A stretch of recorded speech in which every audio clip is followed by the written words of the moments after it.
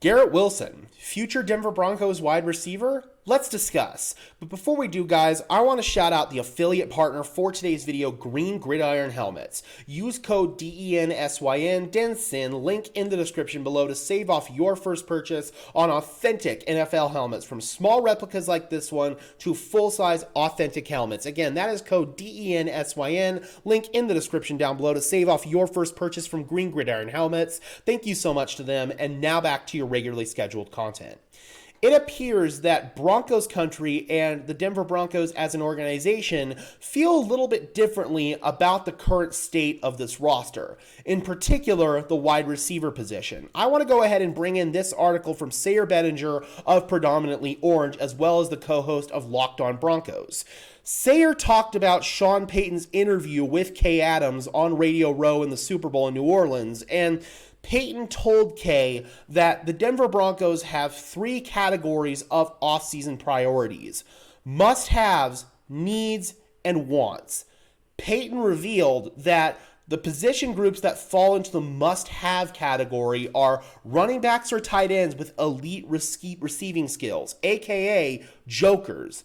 The wide receiver position, specifically a veteran wide receiver, falls into the need category, not the must-have category.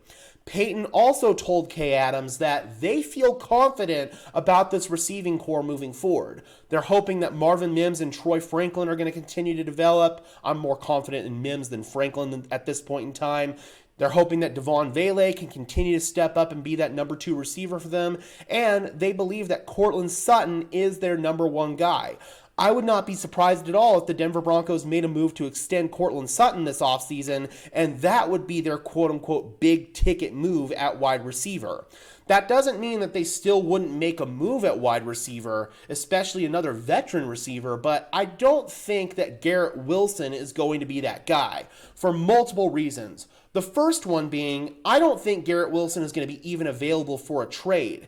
I think that the New York Jets are going to try to sell him on rebuilding this culture with new GM Darren Muji, George Payton's former right-hand man here in Denver, and new head coach Aaron Glenn. They're trying to scrub out all the toxicity from previous years. They're getting rid of Aaron Rodgers. That was announced this weekend from NFL media that the Jets have told Aaron Rodgers that they do not want him back next year, and that most likely means that Davante Adams is also on his way out the door. This allows Garrett Wilson to step back in and be that number 1 receiver for the New York Jets again. It looked like pretty much throughout the entire year that he and Aaron Rodgers never got on the same page. They didn't quite have that chemistry. And despite that, going ahead and bringing in Garrett Wilson's stats from this year, he was still able to put up a career-high 1,104 yards. He reached his career high by 1 yard, along with 7 receiving touchdowns, which was also a career high for him. So Garrett Wilson, despite not really having a quarterback that he was on the same page with, was able to put up really high-end numbers. I don't understand why the New York Jets would want to move on from him. Garrett Wilson might want out, but the Jets have all the leverage in this situation, and they can pretty much tell him, no, we're not going to trade you. And I don't think it makes any sense at all for the Jets to move off from Garrett Wilson, because they're going to have a new quarterback next year. Who is that quarterback going to throw the ball to?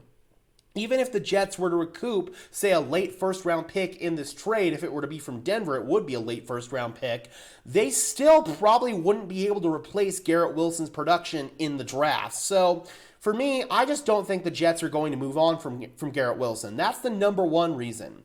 The number 2 reason that I don't think the Denver Broncos are going to want to make a play for Wilson is that he's going to want to get paid. He's going to want to be paid amongst the top wide receivers in the NFL, and I just don't think that the Denver Broncos are going to want to make that investment in Garrett Wilson. I think that they want to make that investment in a guy like Courtland Sutton, who already has chemistry with Bo Nix. I think if you are going to make a receiver addition, if you're the Denver Broncos, I think that you're probably going to look towards more of the Cooper Kupp type of player.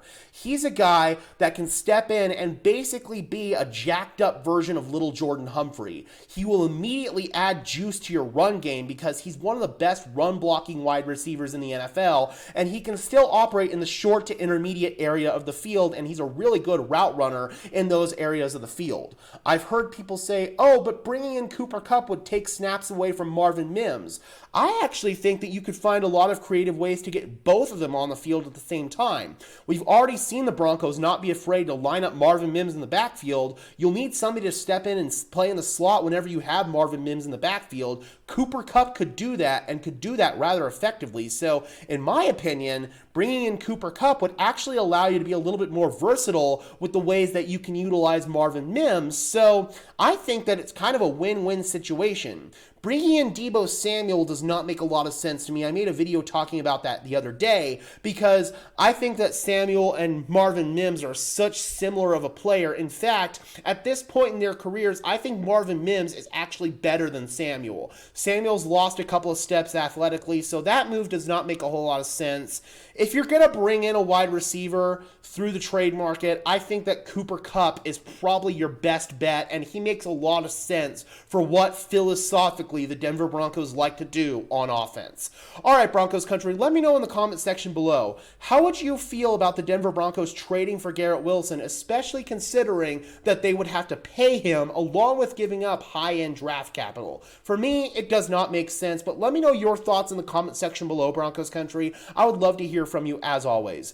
Be sure to leave a like on this video as well, subscribe to the channel, and until next time, guys, I'm your host, Gage Madrid, saying peace out.